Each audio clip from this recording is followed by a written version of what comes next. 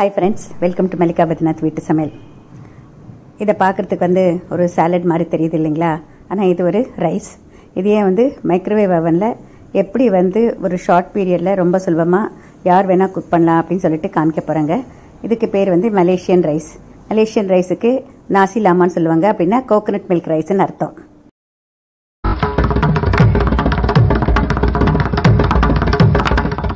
பல வருடங்களுக்கு முதல்ல கிட்டத்தட்ட ஒரு 45 வருஷத்துக்கு முன்னால் மலேசியன் ரைஸ் நான் கற்றுக்கிட்டதை என்னோட புக்கில் எழுதியிருக்கேங்க. அதையே நான் இப்போ உங்களோட ஷேர் பண்ணிக்கிறேன். ரைஸ் லேட்ஸ்னு என்னோட புக்கில் எழுதியிருக்கேன்.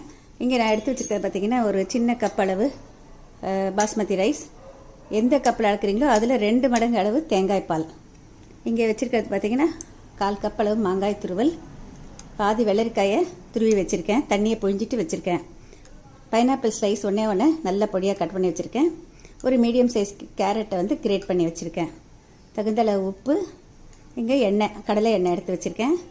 வெங்காயம் 1, நம்ம இந்த காரத்துக்கு தகுந்த மாதிரி மிளகா.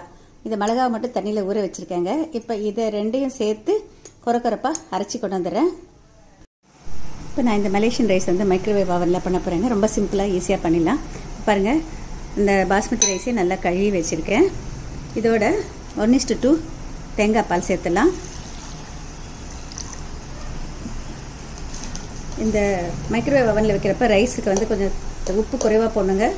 கொஞ்சம் நேரம் கழிச்சா ஜாஸ்தி ஆகிடும். அதனால் கம்மியாக போடுறேன்.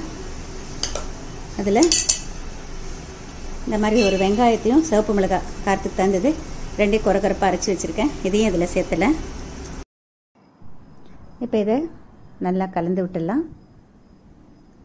இதை மைக்ரோவேவ் அவனில் மைக்ரோ பவர் ஹையில் வைக்கணும்.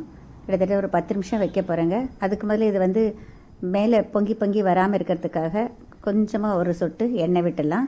3/4 பாகத்துக்கு தான் இருக்கணுங்க. அதை விட ஃபுல்லாக இருக்கக்கூடாது. அதுதான் ரொம்ப முக்கியம். மூடியால் மூடிட்டு இப்போ 10 மினிட்ஸ் மைக்ரோ பவர் ஹையில் வச்சு கொண்டு வந்துடுறேன். இப்போ 10 மினிட்ஸ் கழித்து கொண்டு வந்திருக்கேன். ஸ்டீம் எஸ்கேப் ஆகுங்க. கொஞ்சம் கவனமாக மூடியை திறக்கணும். ஃபேஸில் அடிக்காமல் இருக்கிறதுக்கு கொஞ்சம் கேர்ஃபுல்லாக தருங்க. இப்போ திறந்த பிறகு பார்த்தீங்கன்னா கொஞ்சம் கூட மாய்ஸ்சர் இருக்கக்கூடாதுங்க. நல்லா எவாப்ரேட் ஆகிருக்கணும். நல்லா வெந்திருக்கு பாருங்கள்.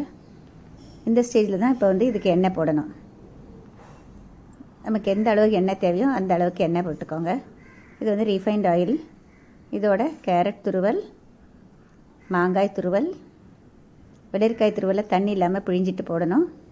அதோட ஃபைனாக கட் பண்ணி வச்சுக்கிற ஃப்ரெஷ் பைனாப்பிள் எல்லாத்தையும் சேர்த்துட்டு நல்லா கலந்துடணும். கலந்துட்டு உடனே பரிமாறலாங்க. எப்போவுமே இந்த ஸ்டேஜில் இது எல்லாமே சாலட் மாதிரி மிக்ஸ் பண்ணதுனால அதுக்கப்புறம் திரும்ப அடுப்பில் வச்சு கிளறக்கூடாது. இது இந்த மாதிரி தான் இதை பண்ணுவாங்க. மலேசியன் ரைஸ் ரெடி ஆயிடுச்சு. ட்ரை பண்ணி பாருங்கள். மைக்ரோவேவ் அவன் இல்லாதவங்க நீங்கள் ப்ரெஷர் பேன்லேயாவது எப்படியாவது டைரக்ட் அப்சார்ப்ஷன்லேயாவது நீங்கள் வைக்கலாம். பேனில் அப்படியே வைக்கிறப்ப நான் இதே மாதிரி 1:2 மெஷர்மெண்ட் அரைச்ச விழுது அதெல்லாமே சேம்.